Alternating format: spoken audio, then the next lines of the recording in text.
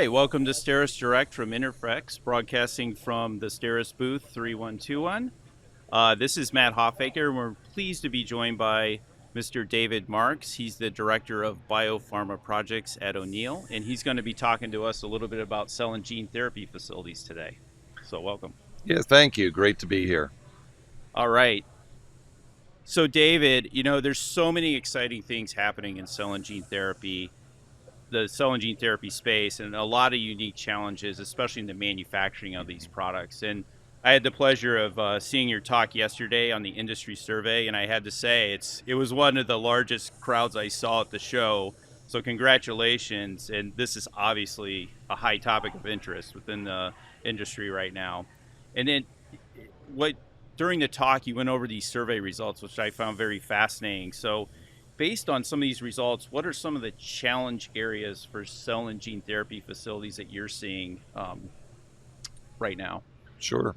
Well, based on a survey, one of the strongest areas was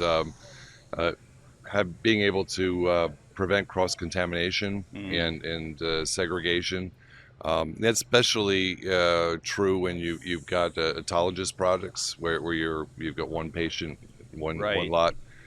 And those also present, of course, challenges at processing a very, very small scale, which is very different from those of us who have been in the biopharm industry for many years or are used to dealing with.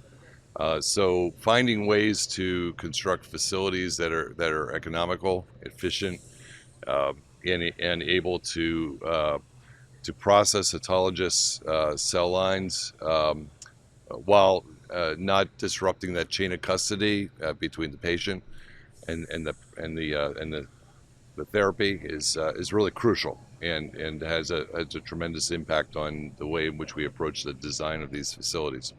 Yeah, I think it was interesting. I remember hearing that most of the production was like less than 100 liters, and like 70% was almost less than 500 liters. So That's correct. We're talking like really small volumes here compared to like a 20,000 liter bioreactor, for example. Right. And I assume that actually the percentage that responded that they were processing at less than 100 liters correlated pretty well with the number of people came back and said that they were doing autologous cell lines, Wow. like CAR T or something of that nature. Yeah, and along those lines, in this space, we talk about autologous therapy. Some people might not know what that means, but that's one dose, one patient. So you're really manufacturing a batch for just that one patient. And then there's also allogeneic therapies that are a little bit, bigger scale. They can maybe go to multiple patients in that regard. What are some of the key differences when you're designing an autologous facility versus an allogeneic facility? Well, with an autologous facility, what you're looking at in a hard way is the flow through the facility. It's not just the GMP aspects of it; it's also the receiving, distribution, storage.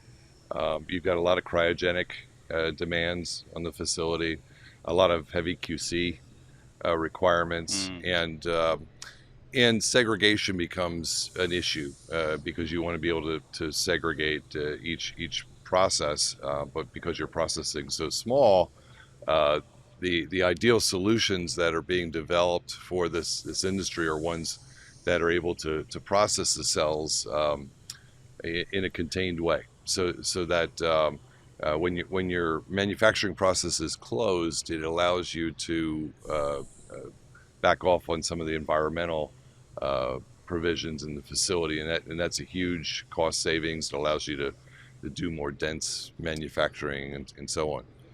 Right. I recall that there was more space dedicated to storage and material movement than even the manufacturing space in a lot of these places. Sure. And most of these facilities are heavily dependent on single-use technology. I think our survey showed that roughly half of the respondents were 100% single-use, and the balance were split between stainless systems and a hybrid approach.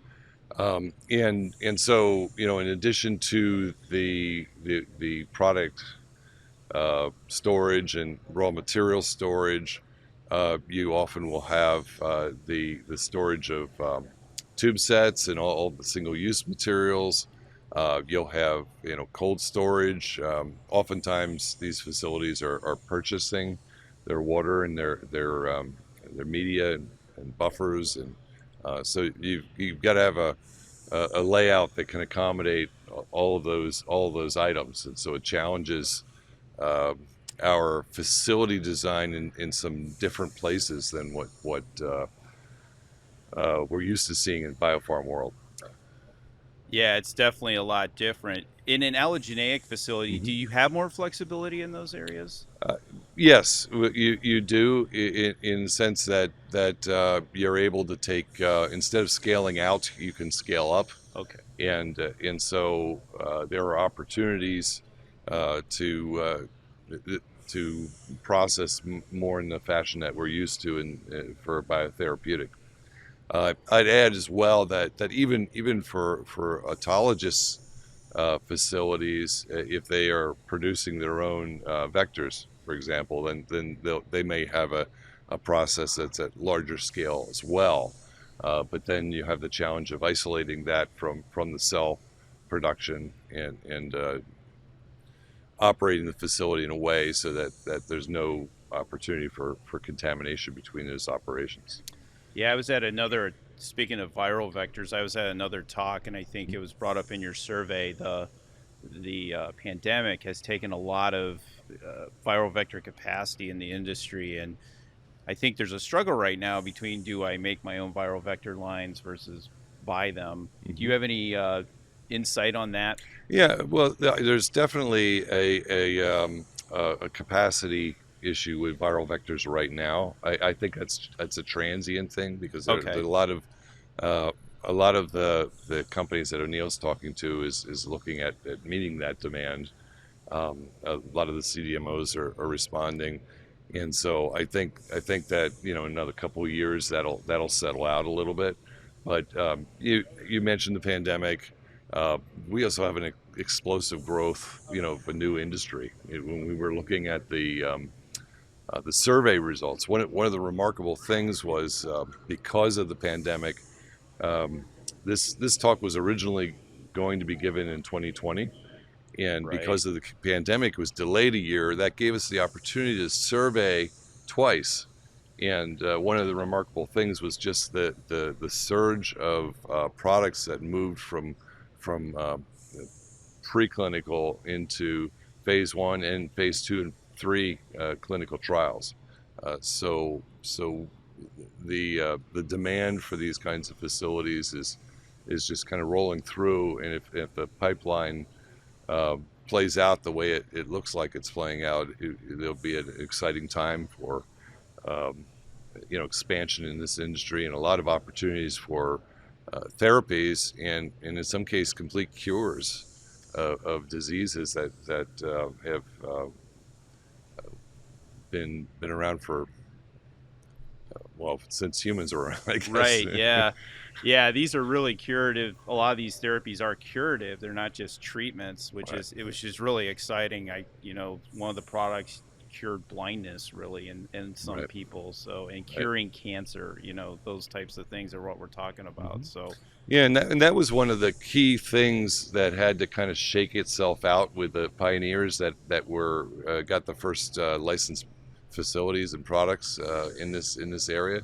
Is it not only can it be manufactured efficiently, but is there a payment model that will right. will allow them to process because it's very very expensive. But the challenge now for the industry going forward will be to lower that cost. And there's Right. there's all kinds of approaches that vendors and CDMOs and manufacturers are taking to do that, to put downward pressure on the cost of these productions systems. Automation is really seen as a key part of that, eliminating the sequence of manual operations and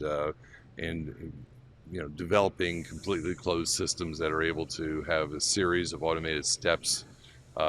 Not only protects the product, but it increases the reliability of the process. Right. I think a lot of the current facilities are still, I almost equate it to like you're taking a lab process and you're trying to make it into a GMP type of manufacturing process. So that's a challenge. And my question off that is, where do you see the biggest opportunities for improvements with some of the current cell and gene therapy designs as they are now? The biggest opportunities, well, I would agree with our survey results that automation is really key. And I think that that extends not only to the production process, but also the track and trace of materials and product within the facility, and and all that are tremendous opportunities. I think that in time, our survey found that by and large, the people who answered the survey said they are currently engaged in cell and gene therapy, are taking a rather conservative approach to the design of the facilities. But I think as the technology improves to be able to get better and better process closure, and as the regulatory, you know, as additional newcomers come and uh, find a way of managing that risk that's acceptable to the FDA and EMA, you'll find a push like there is in the biopharmaceutical industry towards less classified space, or more of a ballroom concept at some point. But we're not there right now, right? And especially if you're a CDMO, you want to be able to meet the most stringent requirements of your customers. So Right, so because that they have to have flexibility. They have to right, have, they have to have it all. all these things, and that's a challenge right now. Hmm. So, going forward, where do you think these facilities can go? These cell and gene therapies from we talked about closed systems, automation. How far out do you think we are from that, and what would that look like? Well, one of the questions we asked in our survey, which is kind of interesting, is what the manufacturing distribution would look like 10 years from now. Right, I Would it remember that. Yeah. be a centralized production and distribution, with a dedicated supply chain and distribution network? Would it be regional facilities? Would it be hospital-based facilities? And Right. I wouldn't be surprised if some mix of all of those things come to pass. I could see some of the particularly university and city hospital centers.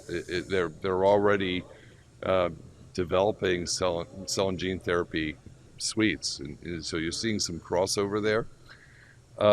But I think it'll be a mix. The majority of the people that responded to the survey envision regional facilities where you can Right, I take remember that. advantage of the efficiency of processing in a particular center that's licensed, and yet you don't have the extreme logistical issues of going long distance with a product that's sensitive to temperature and Right. difficult to transport. Right, but I think there was a little. I remember the panel was discussing this, and there was a little bit like, why couldn't it be in a hospital if you had a Hmm. really closed system? Do we even need that facility, this regional facility? Could it be done in a Right, medical setting? And I right. thought that was really interesting. Yeah, no. I think and the place where you're going to see that happen most likely would be on these autologous type therapies, the Right, CAR T and the like. For the allogeneic, the traditional approach is probably going to be more robust, more easily controlled, right, and more cost effective. Um, so that's how I would anticipate it rolling out. I do think that there will be a push for more allogeneic uh, solutions too as time goes on, because the tremendous cost savings being able to operate in that fashion. yeah, absolutely. The scale is much bigger, and Hmm. I even heard in another talk they were talking about even on autologous, having cell lines that could be used for multiple patients, even though it might be made for that patient. You could Hmm. start with a common cell line. think they're a little ways off from that, but that's where I heard the industry is trying to go, Hmm. looking at that. But at any rate, it's just really exciting stuff, I think, all around for this industry. Absolutely, and and Neil's seeing a lot of inquiries and engagement in this area right now, and and they all kind of have the same questions. So that the wonderful thing about doing this industry survey is it provides a benchmark. And it's just it's a pinpoint in the timeline. It's going to be a little bit different next year and the year after, but it shows where we are today as an industry, and it provides some best practice guidance for those people who are trying to make some of these difficult decisions in areas where there's really not an established best practice in the industry. Right. And I'm going to really look forward to see how this survey evolves over time because I think it will be really interesting. Yeah, I think we're gonna have to revisit this, if not next year, maybe the year after. Yeah, I think it'll be interesting to see what changes in the Hmm. next even few years because it could be a big change. We won't know, but until it's done, but it'll definitely be interesting to see. Hmm. Just a closing question. What are some of the other interesting topics, displays you've seen here at the show so far at Interfax? Sure.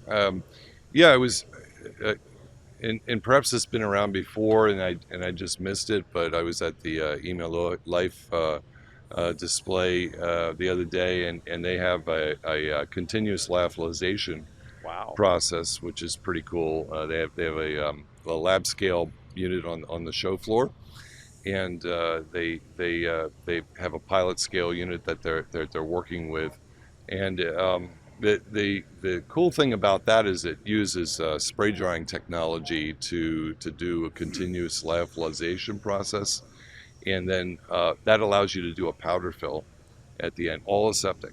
Wow. So that could be a game changer, I think, in some places for the industry. And of course, we talked before our talk. I want to talk to you a little bit more, Matt, about what STERIS is offering in terms of integrated VHP. That's something that we see not just in cell and gene therapy facilities, but it's a strong demand, particularly with CDMOs, where they want to be able to do a quick changeover and provide assurances and anywhere where you're doing viral processing, obviously, too. Yeah, we have seen higher interest in that for sure, especially in facilities where they need more frequent decontamination, more thorough, or they're working with even higher level pathogenic organisms like in a BSL Hmm. 3 or 4 space. Yep. So it's definitely an exciting product for us because it takes the operator out of the VHP setup and makes it a more automated process. We like to call it almost like a VHP utility within the building Hmm. for decontamination. So we're really excited about that product. Yeah, I think that's going to be the future. I mean, you'll still see some of the little roll around units maybe in Sure. clinical facilities, but if I were building a manufacturing facility today, I think that's the way I'd want to go. All right. Well, I appreciate that, David. That's all I had. Thank you very much for coming. Excellent talk. Your talk was well received and excellent too. And I'm going to look forward to these next survey results because I think it's going to be really interesting to see. Thank you, man. All right.